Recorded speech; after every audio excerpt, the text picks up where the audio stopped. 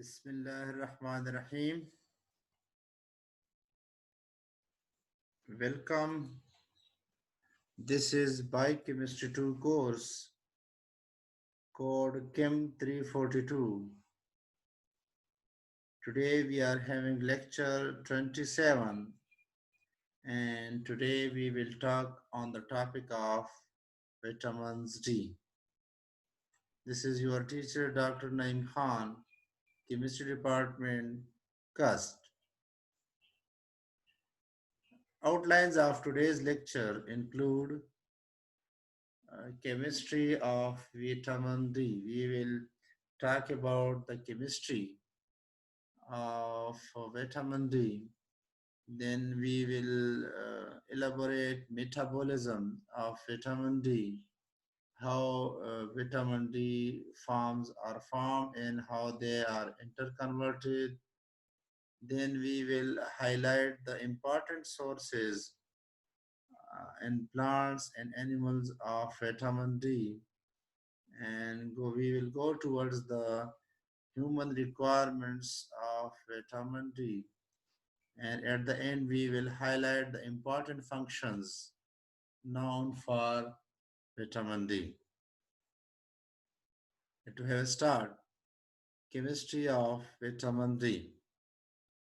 Vitamin D is basically known as anti-rachitic factor, and this name is given to vitamin D because it prevents rickets. Rickets is a very famous disease, and vitamin D is its cause.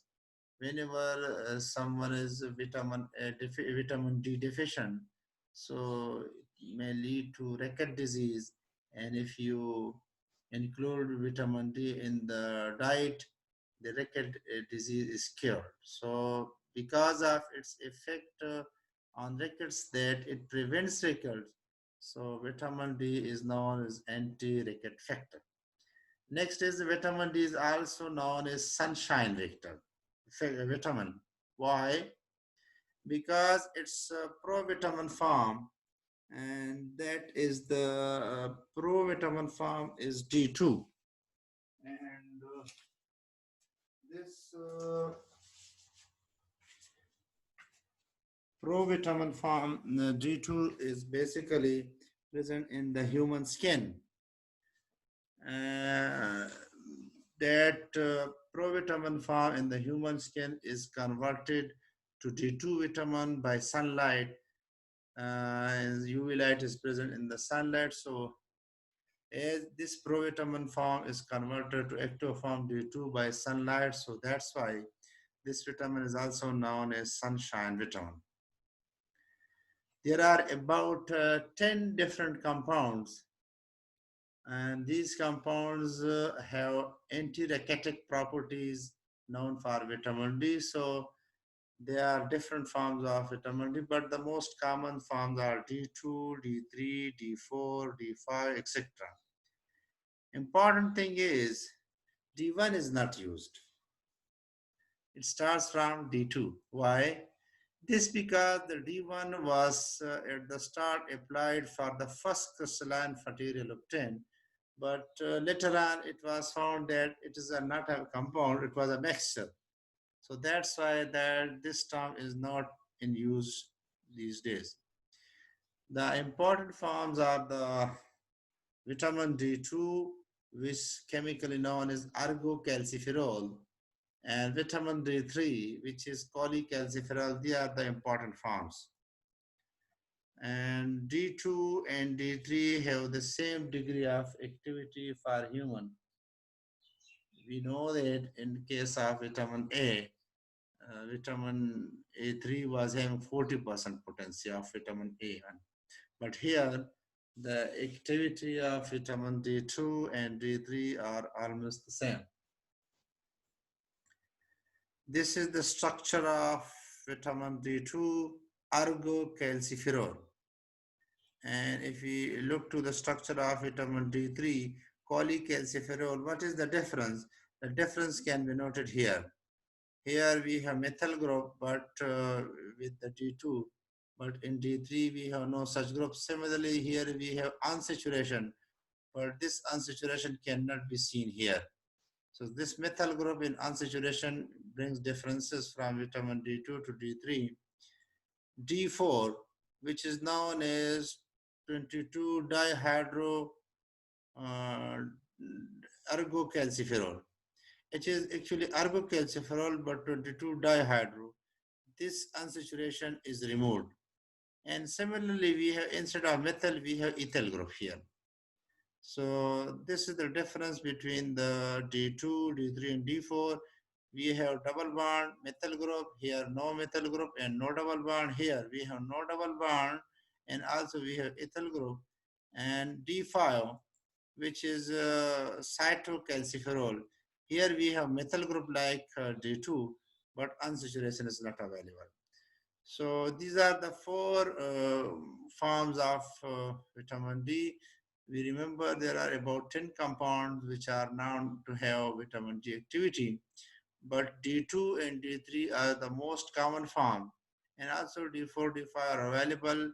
Structurally, they are different from one another based on the saturation or branches at the side chain of at carbon number 17. D2 is having double bond and methyl group. D3 is not having methyl group and double bond. D4 is having ethyl group and no unsaturation. And D5 is having methyl group but no unsaturation available. So different forms of vitamin D are available. We must remember the important forms are D2 and D3. Coming to the metabolism of vitamin D, transformation of ergosterol. Ergosterol is actually uh, the raw material and which is converted to active form D2 through a series of reactions, and these are ergosterol converted to lomisterol, and the lomisterol then converted to protocosterol, and then it is converted to tachysterol, and then precalciferol, and finally we get ergocalciferol. So while going from ergosterol to ergocalciferol, there are 4 to 5 reactions, and one product of one step is then become the reactant of next step, and finally we get the ergocalciferol. If we generalize by reaction, this is ergosterol, and this is ergosterol is from plant source, is converted to vitamin D2. Note the difference. What is the difference here? Look, this side chain is almost the same. This double bond is the same. Here, this branch is same. Similarly, we have 4 ring, but this ring is broken.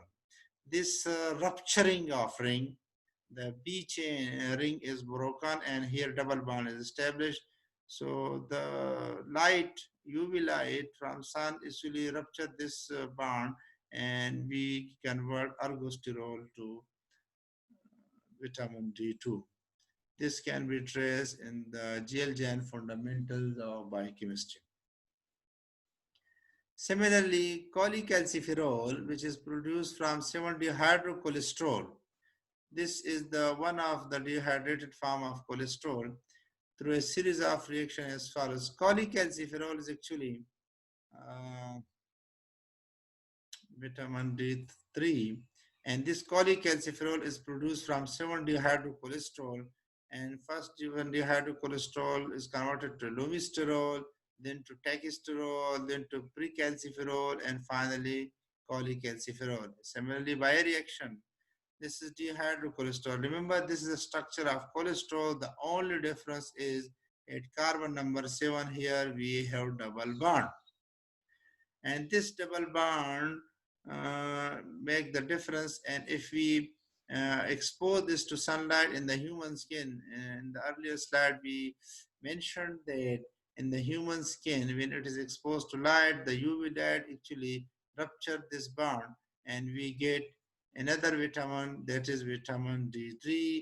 So cholecalciferol can be obtained from 7-dehydrocholesterol by UV light. This figure can also be traced in the GLJN book.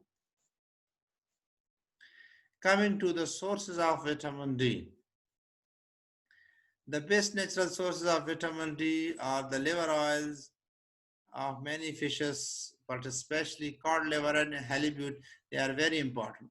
Actually, the fat-soluble vitamins usually they are fatty substances, so they are present in the oils, and especially the fish liver oils, cod liver oil, and halibut. They are used as a source of vitamin D.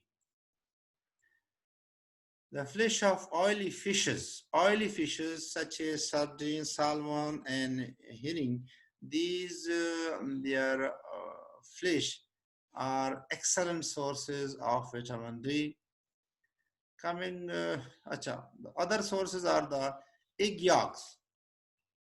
They are also good sources, but important thing to note, milk, butter, and mushrooms, they are not known as good sources. You can say they are poor sources of vitamin D. Cereals, vegetables, and fruits contain very negligible amounts of vitamin D. So, if we want to have vitamin D, we must take fish oil on fish, fish meat, especially of the oily fishes. Egg yolks are comparatively good sources. Sources of vitamin D. Vitamin D2 is of plant origin and that is produced commercially from vitamin known as ergosterol. And ergosterol is found in plant, especially those which are known as ergot or yeast. And that is by irradiation with UV light. And we already saw this in the last slide. There is a series of reactions which are converting vitamin D2, which are converting actually the ergosterol to vitamin D2. Similarly, the D3 is an animal origin because the 7-dehydrocholesterol is its raw material, the provitamin, which is obtained from the cholesterol dehydration, and that is also can be converted by UV light to D3. T2 is plant origin that is synthesized from the ergosterol which is found in plants, especially those classified into ergot class. And similarly, the D3 is the animal source vitamin and that is obtained 7-dehydrocholesterol whenever it is present in the skin. So when the skin is exposed to the sunlight, the UV radiation convert 7-dehydrocholesterol to D3 vitamin. Vitamin D3 and D2 have the same degree of activity. So there is no difference whether D2 or D3 is there. They are having the same strength of application they are known for. In nature, these vitamins occurs in esters because when they are esterified, this become giving them stability and they can be transported. So they are actually occurring as esters, esterified to the maybe to the fatty acids. Requirements of vitamin D. The recommended daily allowance RDA of vitamin D is 400 international units. So the recommended quantity for adult of vitamin D are 400 international units. And what about 1 international unit? One international unit is actually the activity of 0.025 microgram of vitamin D3 in crystalline form. If you take 0.025 microgram crystalline form of vitamin D3 and its activity is calculated, that will be counted as 1 unit of vitamin D. So keeping in that, we need 400 international unit that is recommended. Vitamin D requirement is greatly influenced by the amount of UV light to which the individual exposed. Yes, because if individual is exposed more, its vitamin D requirement will be decreased. But if individual is not exposed to sunlight, its vitamin D requirement need will be increased. So that's exposure to sunlight is important Remember, this is sunshine vitamins.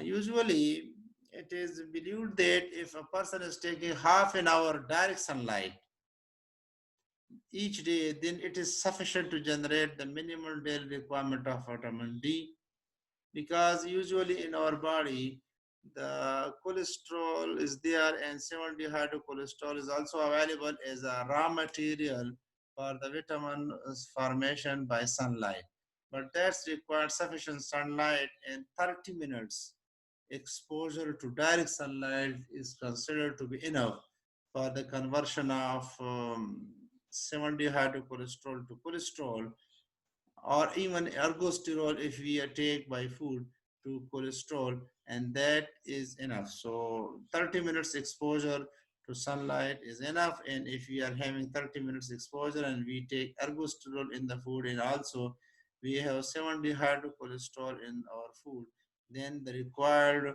amount of vitamin D will be synthesized by the sunlight.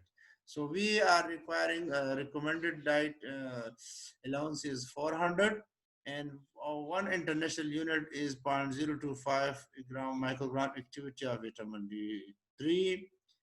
And vitamin D3 needs actually is related to the exposure to sunlight. More exposure, less requirement; less exposure, more requirement. And it is believed that 30 minutes exposure to direct sunlight is required, and this is more this will be sufficient for to obtain the vitamin D for the individuals.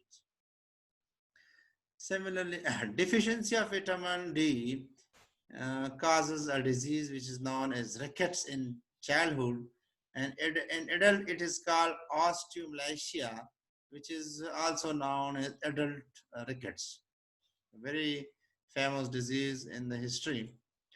Hypervitaminosis causes demineralization of bones. Overintake of vitamin D, that's not good, and it may cause the demineralization of bones. The toxic effects caused by the excess of vitamin D that result in anorexia, nausea, polyuria, weakness, headache, etc.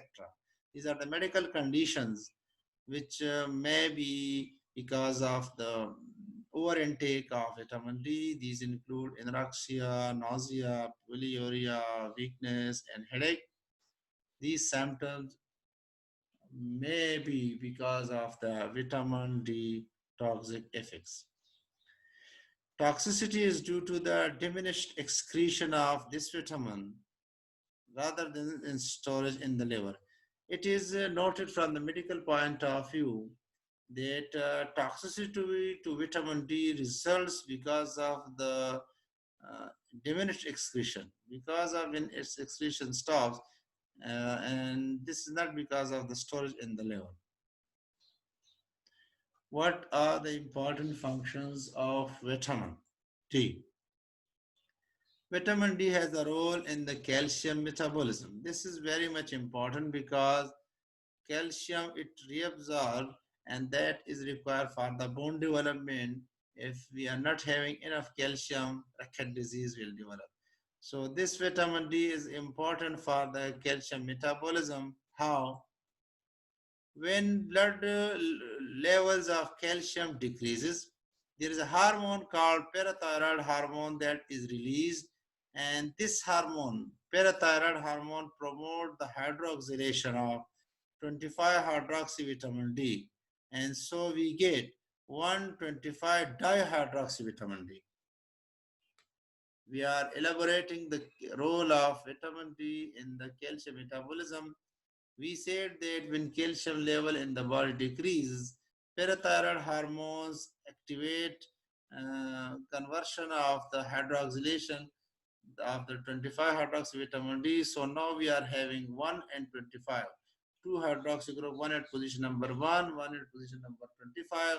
So 125 dihydroxyvitamin D is obtained.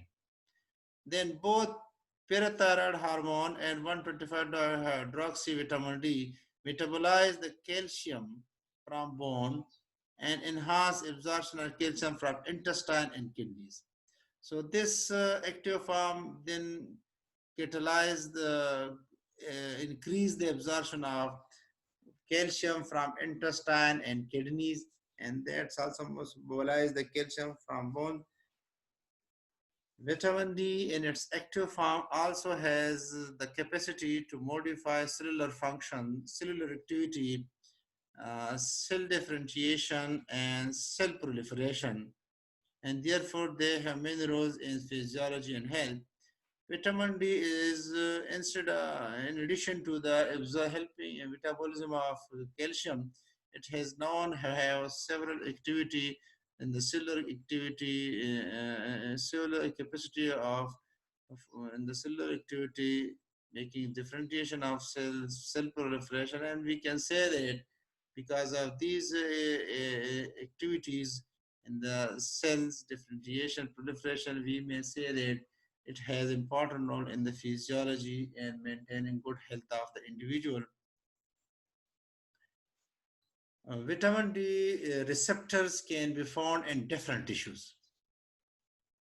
Whenever vitamin D circulates, so these receptors play an important role in the entrance of vitamin D into the cell.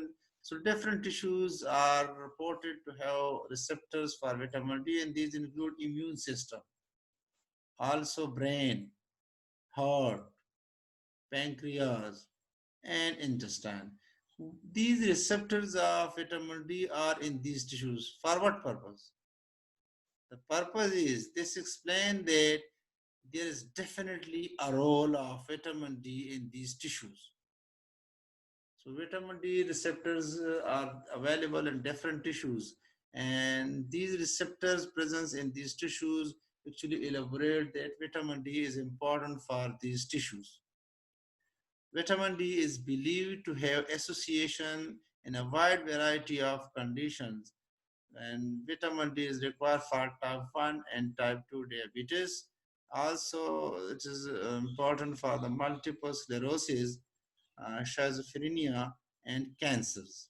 These are the conditions, and it is believed that vitamin D has an association with these. Definitely, vitamin D has a role in these medical conditions. Once again, students, go to Western Todd and Jill Jane book and elaborate all the points we discussed today and try to develop a good thorough look and highlight each point. And for any confusion, we may discuss next time. From today on, I will say goodbye. Thank you. Allah Hafiz.